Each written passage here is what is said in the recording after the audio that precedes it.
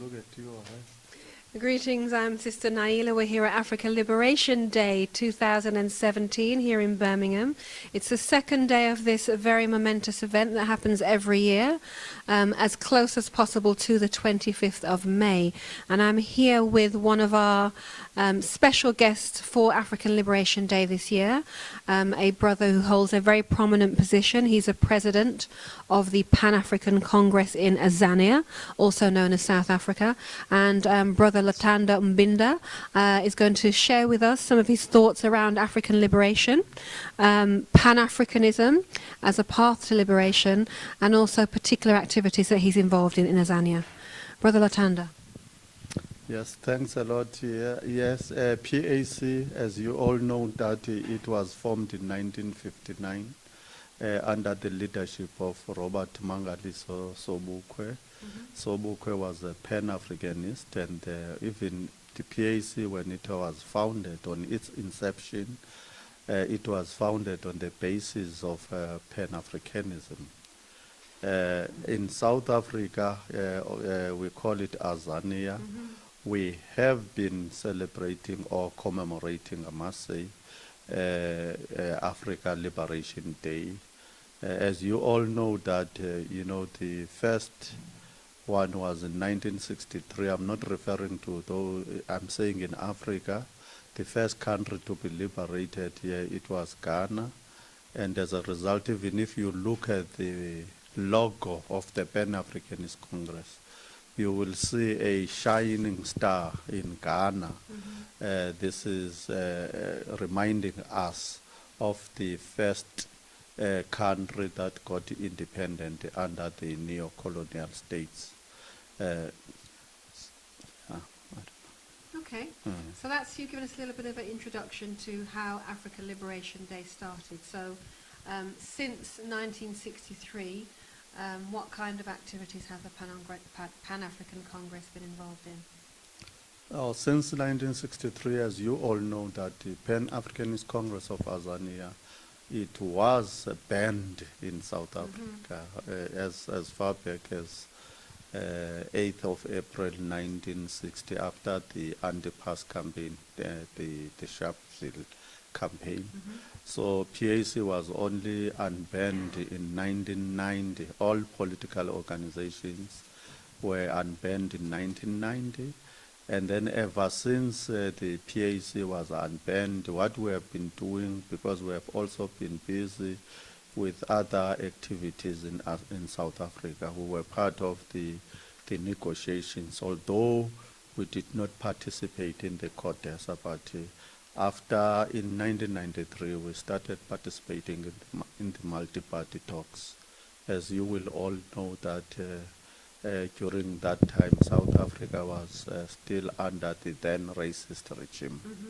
So, as PAC, what we have been doing for now is to commemorate. We have been conscientizing people in occupied Azania about the Africa Liberation Day, and we have been conscientizing them about the Pan-Africanism. We have even gone to the extent of investing, because that's what we thought we needed to do, because the attitude of the South Africans at that time, they were not in a position at least to grasp when EPAC is talking about Africa for Africans, Africans for humanity, humanity for God.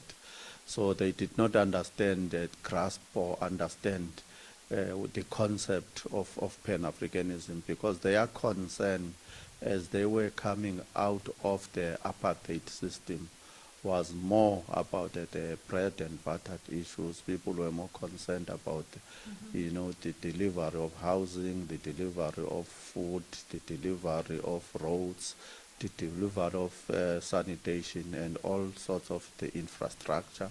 So, and they did not understand. Even the government in South Africa, they were more concerned about those issues, bread and butter issues.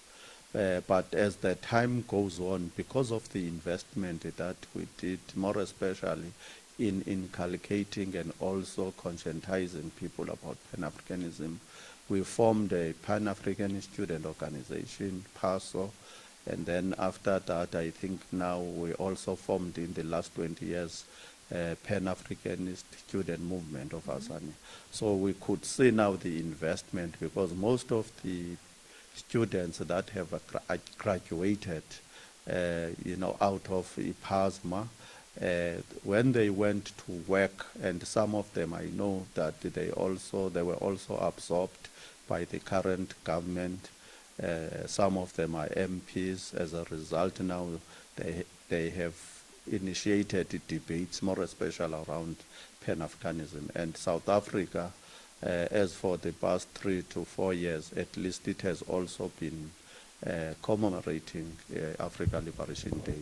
As a result, in South Africa, the Pan-Africanist Parliament is in Midrand in South Africa. And we normally invite people on the 25th of May to come from the global African nation to come and at least talk about this important day, which is Africa Liberation Day. So we are still commemorating, and as a PAC now, because we are the only organization that understands this concept of Pan-Africanism that has always been involved in all these years. I have been invited now in London by the All African People's Revolutionary Party. I went there at least to give a solidarity, to pledge a solidarity support, and also to give our input as the PAC on how we must achieve the independence of Africa, because Africa, as we speak, is not yet liberated. So we are all saying, as Africans in the global African nation, that we are not yet, it is not yet over. So I am also here on Saturday, the 27th, I was with the APRP, and then on the 27th, which is yesterday, and also today, I am busy now at Birmingham, because I have also been invited by the Pan-African Congress movement. But I must say we are very, very impressed, and I think what I have seen here, I will also take it home to see Africans throughout the global African nation, at least showcasing the African talent, showcasing the rituals, the African rituals, and also showcasing even the work that most of the organizations that are promoting Pan-Africanism, the work that they are doing throughout the world in empowering young people, so that tomorrow at least Pan-Africanism does not die. Okay. So wow, it's excellent to have your feedback from somebody as important as yourself, if I can use that term. You've obviously been working in the interests of our people for some time. It's obviously something that's close to your heart, and it's heartening to hear that as somebody who was born on the continent, raised on the continent, you're actually seeing some synergy with what we've been doing here in the UK. We often get receive questions from people saying, well, actually, how do you know that what you're doing is actually really African-centered? Because most of us were born and raised either in the Caribbean or born here. So it's actually quite encouraging to have that positive feedback. The other thing I wanted to raise is we're talking about Pan-Africanism, Pan-Africanism being that path for liberation. And obviously you're talking about activities over in Azania in South Africa, many, many thousands of miles away. A lot of people in the UK or in other places around who might be watching this might be thinking, well, why is that important to me as an African person? How does it impact on me? What's happening in South Africa? How and why is it important to other Africans around the world? Yeah, it is very important for us to understand that South Africa is an integral part of the whole continent, which is Africa. So, and because South Africa is an integral part, so most of the Africans, those that are in the so-called diaspora, they were forcefully removed. It was during the slave era. And now it is high time that they trace their background, because according to the definition that we have, is that an African is anyone whose background cannot be traced anywhere except in Africa. So even the Africans in the Caribbean, the Africans in other countries, we understand them as the Africans. That is why now we are also talking about repatriation, because they need to go back to Africa and develop Africa, because wherever they are now, they have acquired quite a lot of skills. So because now, but the skills that they have, they are supporting the colonial masters who have, taken our land in Africa. So we want them to come back so that at least they can also invest with the expertise that they have as Africans all over. We want to share experiences.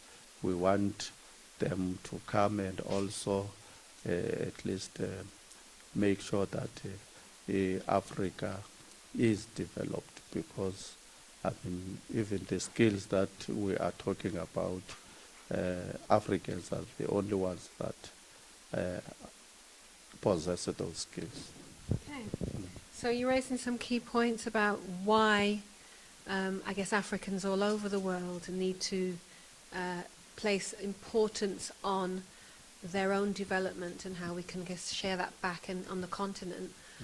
What I also wanted to get from you is you've come to African Liberation Day commemorations here in the UK. It's been a 2-day event. You've been here for both of those days, and there's been a range of speakers that have spoken on a range of topics. People here in Birmingham about the work that the Pan-African Congress has been doing in Azania.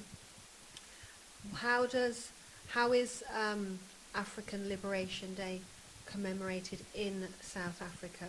So is it very, very similar to what you've seen here over the past couple of days? I wouldn't say it is the same. It's not exactly the same, because what we normally do in Azania is the dancing and the showcasing of traditional dances, and obviously we normally have showcasing of rituals, because we come from different cultures, although we are one African family. But what I have seen here, I must say, for me, it has been, I don't know, maybe it's because I am not in Azania, it has been a great moment, to be honest with you, and it has also opened my mind, because I have met quite a lot of very highly intelligent people, Africans, yeah. And they have also, even looking at the input that they have given to us here as people who have attended Africa Liberation Day. It is, I must say, it is amazing even to understand that Africans existed, in this planet 2,000 years before the white people came. Even to understand the work and the intellectual capacity of the Africans long before the arrival or the existence of the white people. So I must say my presence here, it has also really made me to feel that at least as Africans, we are part of the human race. Okay. So you've learnt a lot yourself being here, being around the other scholars and other speakers. I mean, I think that's one of the things that we want to highlight about this event, that not only do people come to hear specific speakers, but that opportunity to meet with other like-minded people, to share experiences, to pass on information. That concept of each one, teach one, is vitally important, particularly for our young people to see that what they're necessarily being taught in our schools or in their schools is not going to give them that rounded, holistic approach, and it's certainly not going to do it from an African frame of reference. So again, another reason why African Liberation Day is important for us all to attend, to support, and to become actively involved in. I'm going to take us back to the theme of this year's African Liberation Day, and that is Pan-Africanism. Is it the true path to liberation? So it's going to ask you to close on your thoughts on that theme, and what is it for you makes that true path to liberation? For me, I would say Pan-Africanism is really a true path for liberation of the African people. And I mean, what I have seen here is that the people that I have, or we have interacted with, the scholars that we have met from across, the world, they have shown us or shown me that there is a lot that we need to do as Africans, and there is a need for us to make sure that at least we inculcate this culture of values of the African people, more especially to the young people. And we need also to understand another thing that I have learned is that we need at least to hand over or to prepare a succession plan so that at least Pan-Africanism does not die when people like us are no longer on this planet. So this is what we will be doing by making sure that at least we invest more on young people going forward. We also make sure that we give the women, because I don't want to say we will be empowering, they will be empowering themselves. We want to give them more space so that they can also showcase their capacity as women in taking Pan-Africanism forward. Okay, I wholeheartedly agree with those closing comments, my brother Latando, and just want to say thank you for joining us. It's obviously been a busy time for you. You talked about your visit with the All African People's Revolutionary Party in London. You obviously spent some time here, and I think you talked about some other meetings. So thank you again for coming. Thank you for sharing your experiences and sharing African Liberation Day with us here in Birmingham. Thank you. Thanks a lot. I didn't know that it